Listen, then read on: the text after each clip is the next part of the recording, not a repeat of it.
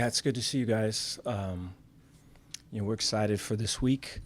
The opportunity to go back and look at the game. Saw a lot of improvements. Things that still need some improving on.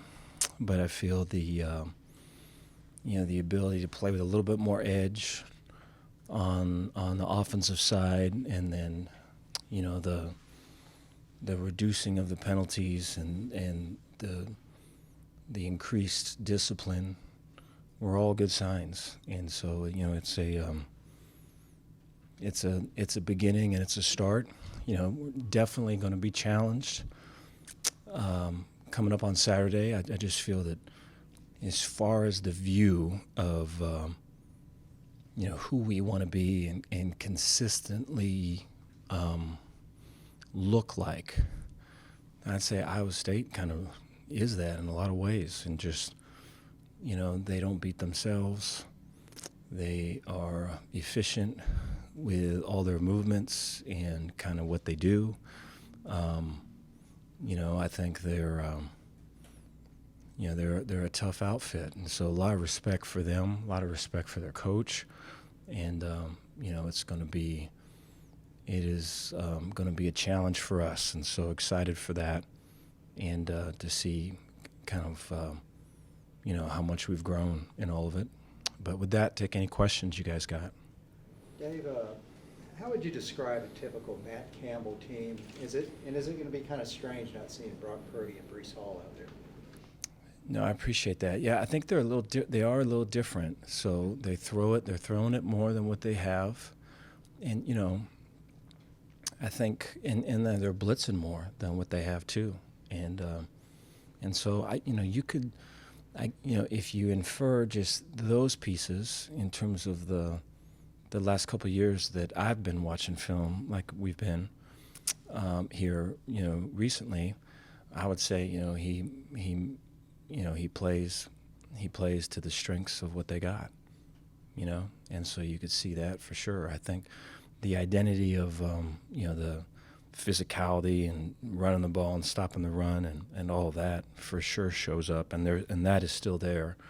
But I think the 11 personnel, the one back, one tight end, three receivers, and the throwing and how quickly the ball's coming out, I think is different and new. And I think the amount of blitzing, the weak side pressure is kind of slanting into tight ends and everything is not new, but more so.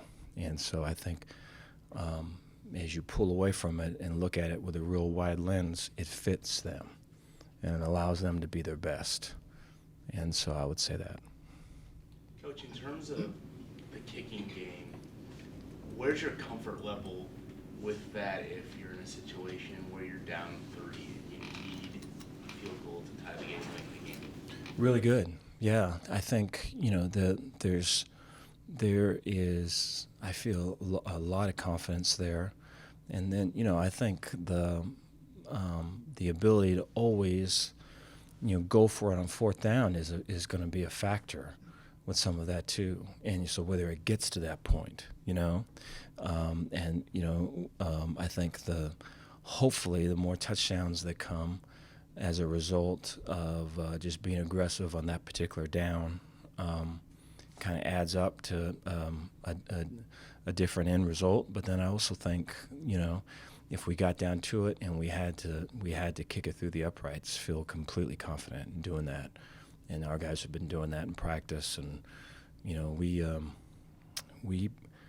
go through a lot of 2-minute situations. You're going to go through some today, to start the week again, and we've been right on it with all of it, and so confident where that's at. If you guys use that expression of playing green, which I think you've described as playing fast, playing aggressive, how do you balance that with just, not being too reckless? Or, obviously you mentioned the improvement in the penalties this week. That was good. But, a guy not overrunning a ball carrier or something like that. Yeah. No, I appreciate it. It's a good question. I first look at that just outside of football. And so just, I think it goes to how how different it has to be to have like a real honest conversation with somebody, where they really can be forthright and say it in a way that's not ugly and all of it. And you guys are, talking about stuff that's real, as opposed to maybe my ego taking shots at your ego and your ego defending against my ego, and just this whole little, game within a game, like what's going on. I think so much of it is that. And so just to get to where there's an honest conversation is way unique. I don't think it happens very often. And, I think when you come across people that are authentic and genuine and not trying to be anybody else, I think that's way rare too. And I think all of that, there's so much inner work that's got to come that leads up to all that, especially when it's difficult situations. Because, if you go back to, I want to, to actors and the mask come off and, should I put this mask on? Is it time for this other mask? And that whole thing. And so to get it to where there are no masks is way vulnerable for a lot of people. And so I just think the just as difficult as it is to be authentic in off the field, to get to where you are that type of authentic and genuine on the field is just as, because there has to come, first of all, like, well, hey, so this defense, you line up here, your eyes are on here, but hey, be alert for this check, or the tight end's here, you actually lined up there, and if the tight end motion's across, you got to shift to this, and if there's no backs, we're in this other defense, and if the tight end's not attached, then we're this other defense too, and and so you have to go through all of that piece, and then once you kind of get through that piece, then you start playing a little bit faster. All of our young guys are going through this now, and so, but then it becomes like, I'm frustrated that my math class was this, or that I had this learning specialist told me that I have to study and do all this stuff. And why do I have to do this? And I have a class at 8 o'clock, and why do I have a class at 8 in the morning? And you go, and then football becomes like an outlet for that. And so some of the stuff you see where the guys are just like running by guys and throwing their heads at guys and just all the stuff that's wrong, I mean, they're offloading all the stuff that they've been carrying. And so, that's not it. And so you got to go back and work on all that and get it to where, where the playing is really just an expression of your best self. And that takes a lot of work to do. And so to say that we have a bunch of guys that are doing that now would not be true. And so we're working to get that. Dave, do you have an update on, I'll list a couple names here, sorry, Tay, Ben, Monterey, Cole?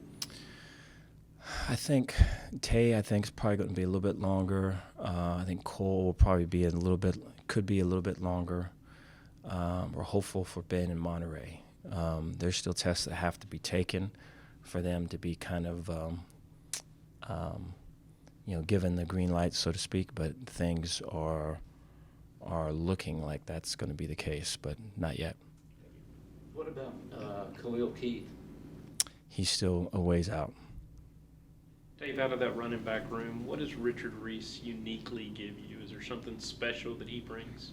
He hits the line of scrimmage fast, and so, there is a, we've talked about it some before, and it's really evident in the wide zone play where you're on the track, and we talked about the line of scrimmage can be kind of muddy water. And it sure would be great to have it really clean, crystal clear, and it ain't a lot of times. And so to play full speed on your track and get the 1 foot in the ground and go into what could be, I'm not really sure, is a whole thing in and of itself. And, he can do that really well. And I think that separates him from the beginning. But then I think, there's such an eagerness and such a heartfelt want to get better that's kind of driving him, and way appreciative of that. But then, on the other side, there is also a I wouldn't say innocence, but I would say, I think all the stuff and the and it's going to only grow as we go more, but all the talk and just everything about him, I think he doesn't really care for it, which I appreciate so much. And so I think that just allows him to kind of be him, and it's just so cool for that to be the case. Coach, is there a change in maybe intensity or focus now that you're leading into conference play? I would say you would like for every week to be the same, and so like how you prep and how you talk and how you structure your practices. I think the ability to kind of not be waiting for remarkable stuff to happen, but to do the unremarkable with remarkable consistency is really what the key is. So you kind of have to, the boring, perhaps, mundane, specific, detail-oriented things you really have to master, and so that takes a while to see those. If you're moving too fast and looking for big things, you'll miss all the little things. So I would say that. Now, I think within that, though, right, have been on teams to where when you get into a week, there's just an energy that's there and you feel it. And so when that comes from a team, it's generally a good thing. And so I think at that point, if the team is going like this, you as a coach just kind of bring it down and give it a runway to where, we're not overflowing on a Tuesday or a Monday or what give you. And so I don't know if that makes sense. How have you seen Apu grow and develop since the time you started recruiting him until now? No, I appreciate that. Yeah, so a lot of growth for him. I think I'm way proud of Apu, and I think he continues to put his. I think he continues to mature. I think a lot of maturity is just a different way of seeing. I think his perspective is broader. I think he can. It's not just all about him, and it's starting to be like that, and that's just so neat, man. That's really the stuff that's the coolest of all the stuff. And so, I think once we get into this part of the season, as we spoke, this is the more attention grabbers that they are and everything. I think all his growth and maturity will be tested for sure. But I'm proud of him because I think he's emerging as a leader. We need one, and he's doing it in a way that I way appreciate, and I think everybody can see. And I think he's heartfelt with the stuff he says, and he still has, he's still gonna want to, dance into a river dance at certain times, and so we're trying to quell that as best we can, and just keep it all just on the field. But I think, I think he's a guy that's really done all the stuff we've asked him to do. So excited for him. Coach, you wrap up non-conference play. What have you seen from Blake in the offense through these first 3 games, and what makes you feel confident, heading into conference play from the offense? No, I appreciate that. I think the first thing would probably be, maybe some tension and anxiety. I think would probably be the first 2 that come to mind. I think, the expectations and just I think all that stuff's real. And I don't know. I don't think it really does anyone any good to not talk about it. And so I think they've had to deal with that and work through, not letting the outside come on and get to the inside. And just like I think when you keep the focus on yourself and what you're doing, there's a chance that we call it being an artist, but a chance to be way innovative. I think when the focus is on what's on the outside and what's being said and what's all that, then there's really almost what becomes is more reactive and more closed off and more protected. And so I think, this last game in particular, we're able to break through with some of that and really kind of keep the focus on the focus, which I'm proud of. And I think it's different, there's just when you say offense and you say those names you say, it's just a lot of youth. And so I think, for us as coaches, like someone has to teach them, and someone has to help them through all of it because it's a lot and it's coming fast and everything. And, I think the times you want stuff and then you didn't know this other stuff came with the stuff that you wanted. And so then when it does, and then it's like, hey, dude, it's okay, right? Let's kind of roll through this together. I think it's very much like that. Coach, in terms of that running back position without Tay, it seems like every guy who you've given a chance to has stepped up in some way, with Richard being the most recent one. What qualities does that room have to where it's like, it seems like plug and play and a guy goes for 90, 100 yards and a couple touchdowns? Appreciate that. I think I look at the first guy I think of there is Juice. I think Juice has, so our running back coach, Justin Johnson, he has got a great rapport with the guys.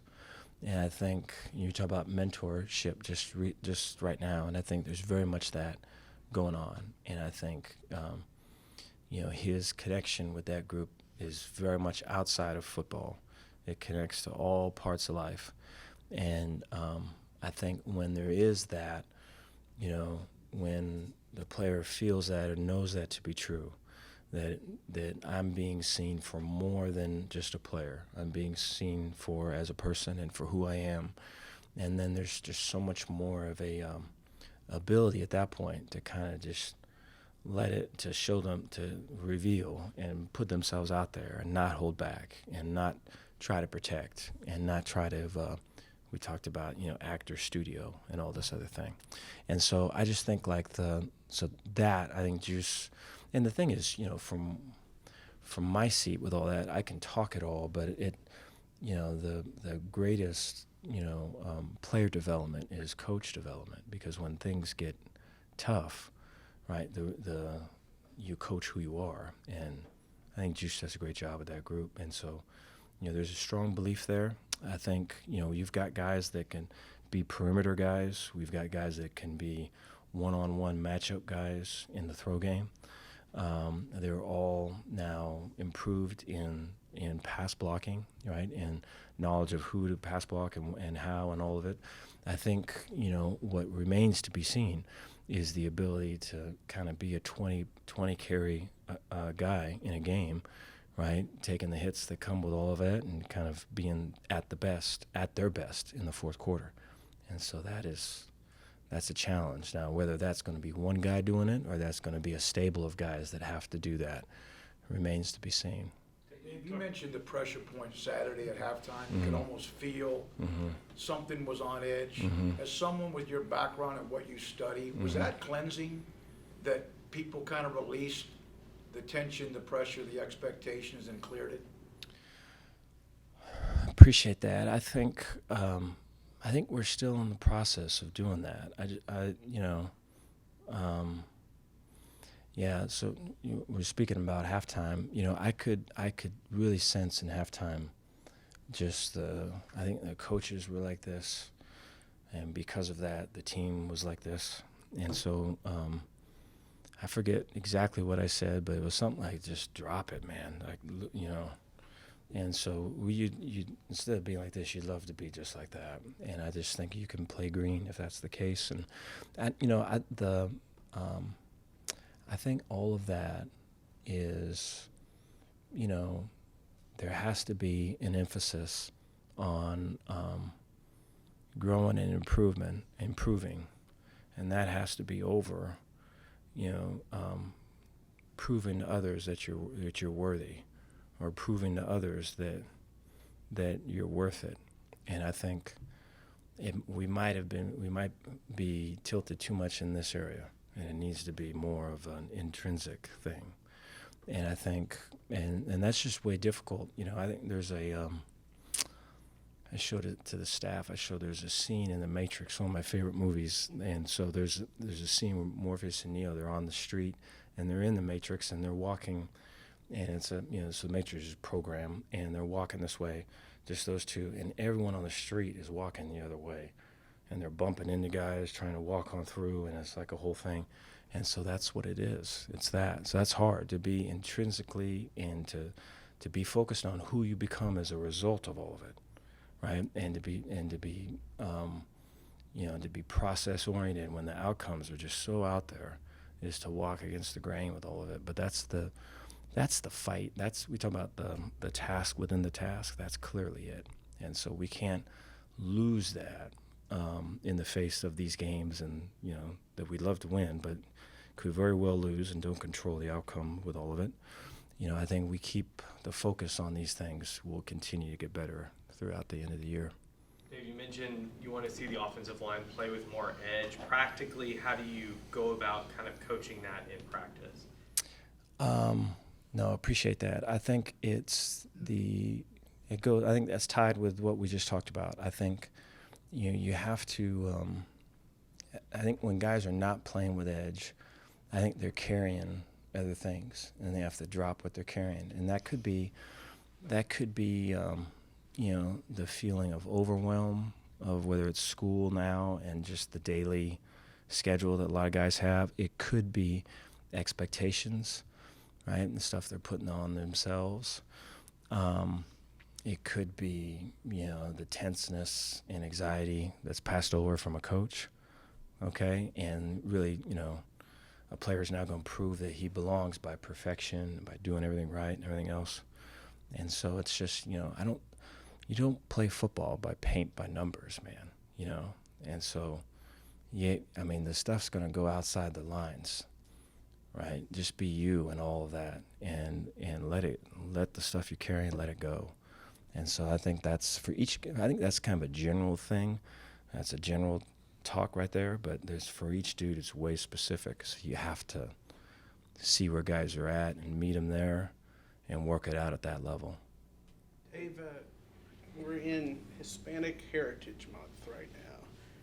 You're one of the few in Division I football that's a Hispanic head coach. Is that something you're proud of to represent? I appreciate that. Yeah, I don't think about that. I don't know if that's wrong to say during this month, but I feel like,